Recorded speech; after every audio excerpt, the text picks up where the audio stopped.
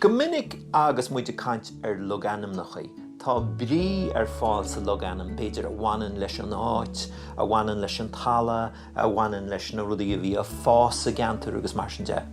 Ach, thomáile sin, bíon loganam nach an a bhhanan leis na rudaí a chur daoine san áit.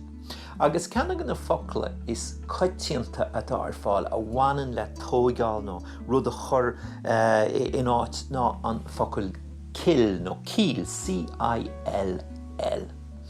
Agus an bhrí a bhí leis a bhfocail kill san ama cathú nuair thóg na daoine rud atá gceist ná sépel, ná sépelín beg. Agus tá an loganam sin ar fáil ar fud na héireann aber Killarne a gunda chiaire, tá Cunde agus Cahar dar a bhenam Kilchunne an I gcuige láin, agus tá go leor cillaní éagsúil ar fud na héireann, aber Kilchealaí gunda bhío tó go mise taobh leis an áite.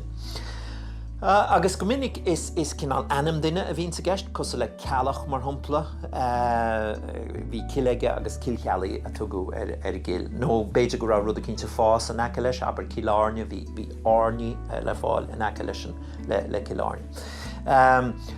Ach, dréir mar a Jimime an tám, rinne na daoine cinál dearmad ar an mrí bhí leis a bhfocail kill agus dartha an bhrí, agus céir tá gceiste go sin. Well, an rud a tharla ná gur tháinig athrú tobaisteach ar chósaí in éireann.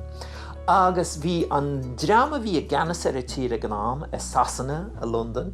Bhí siad san na cheappa go raibh na caitlicí na daoine chreid san agus chaitlicach agus a bapa agus é sin ar fad. Gur dram contúirteach iad a bhí a géirí cinál triblóid dhéanamh in éireann agus a bhí a géirí cinál brise ó hasanna agus a dír hain a bhunú. Agus thocra siad go raibh go leor gan locht ar an Anglis chaitlicach agus ar na sagart. Mar sin dara siad an nid lithe, agus dhún siad na cillaní nó na sépel, agus chuir siad rialachaí andochta bhain maidir leis an síl a déitach sagart a chahabh. Bhí go leor rialachaí andochta baint leis. Uaireanta bhíoh saidúirí a gáil thart agus iad géirí brethir thagart. Bhíoh ar na daoine teachlaí chéile go rúnda agus thugach an sagart agus léithe sé an tafran an mó ar híomh sléimhe ar charraig agus mar sin de. Agus mar sin de ní raibh daoine a gcuilig I gcill níos mó le héisteach leis an afran. Ach bhí siad a gcuilig I gcill inis le duine a chur nuair a bheith duine cinnte cáilte. Mar sin nuair a smaoine na daoine ar a bhfocail kill, bhí siad inis a smaoineh ar halamh thimpeall ar a gcill, ar relic. Agus thosa daoine a caint ar a bhfocail kill mar relic sin an talamh speisialta a gcuirtear duine an nuair an sé bás. Agus is as sin a tháinig an leagan atá gan in Gaeilge nuair atá duine cortas a talamh nuair atá siad cáilte, deirtear go bhfuil siad leacaí I gré na cille agus cré na relige atá gceist. Ach dá ríre píre sa seanam ní relige bhí gceist ach sépel.